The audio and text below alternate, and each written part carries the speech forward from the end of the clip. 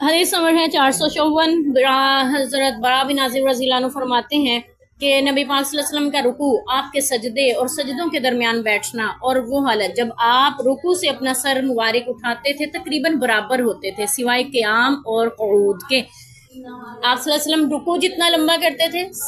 رکوع سے کھڑے ہو کر بھی اتنی ہی دیر تقریباً کھڑے رہتے تھے، سجدے میں جتنی دیر ٹھہرتے تھے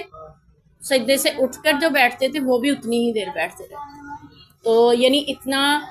ہمیں پڑھتے تھے، دعائیں ہیں بہت سی دعائیں ہمیں ملتی ہیں، یعنی وہ پڑھی جاتی ہیں، تو اللہ کرے ہم وہ سیکھ سکیں۔ ہم ایسا کرتے ہیں ابھی پوری طرح سر سیدھا نہیں ہوتا، اگلے رکن میں ہم پھر جاتے ہیں، جبکہ ہمیں یہ ہے کہ آپ صلی اللہ علیہ وسلم کی سنت سے جو مل رہا ہے وہ یہ ہمیں سر اٹھتا نہیں ہے تو جلدی سے اگلے رکن میں پھر جاتے ہیں، جبکہ سنت کیا ہے، جتنی دیر آپ رکوع میں رہے ہیں اتنی دیر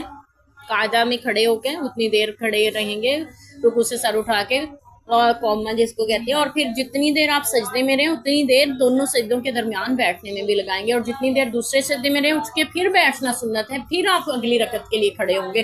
اور ہاں، قیام آپ صلی اللہ علیہ وسلم کا طویل ہوتا تھا، یعنی آپ قرات جو کرتے تھے وہ لمبی ہوتی تھی، اور اسی طرح تشہد جو ہے وہ آپ صلی اللہ علیہ وسلم کا طویل ہوتا تھا، یعنی تشہد میں آپ دعائیں بہت ساری مانگتے تھے جو مسنون ہیں، وہ بھی سیکھیں، اپنی نمازوں میں ان کو شامل رکھیں۔